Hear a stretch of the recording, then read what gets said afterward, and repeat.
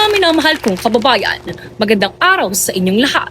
Ngayon ay humaharap ako bilang inyong Pangulo upang bigyan diin na ang isang problema matagal nang nagpapahina sa ating bansa, ang korupsyon.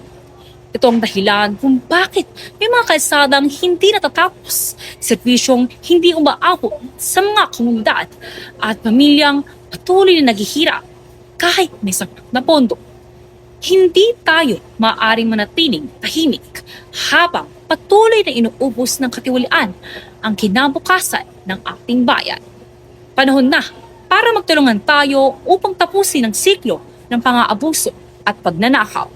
Kaya narito ang mga hakbang na ating itataguyod. Una, buong transparency sa pamahalaan.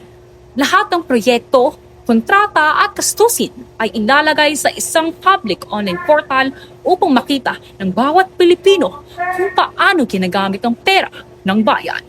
Katotohanan ay hindi dapat itinatago. Kalawa, mas malakas at mas malaya ang anti-corruption agencies. Binibigyan natin ng sapat na pondo, pangyarihan at proteksyon ang COA, Ombudsman at iba pang tanggapan upang pabilis ang investigasyon at paparusahan ang mga tiwali, anuman ang kanilang posisyon.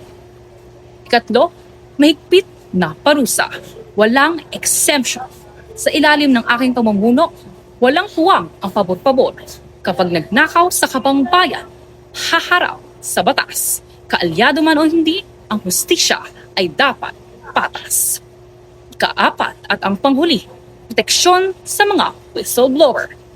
Ang mga taong may tapang na magsiwalat ng katiwalian ay bibigyan natin ng legal at personal na proteksyon. Sila ang magiging kasama natin sa pagwawasak ng katiwalian sa loob ng sistema.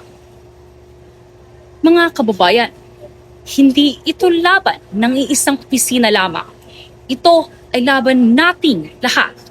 Kung magtutulungan tayo at maninindigan para sa katapatan at integridad, kakaya nating buuin ang isang pamahalaan, nagbibigay ng tunay na serbisyo at isang bansa karapat-dapat ipagmalaki ng susunod na henerasyon.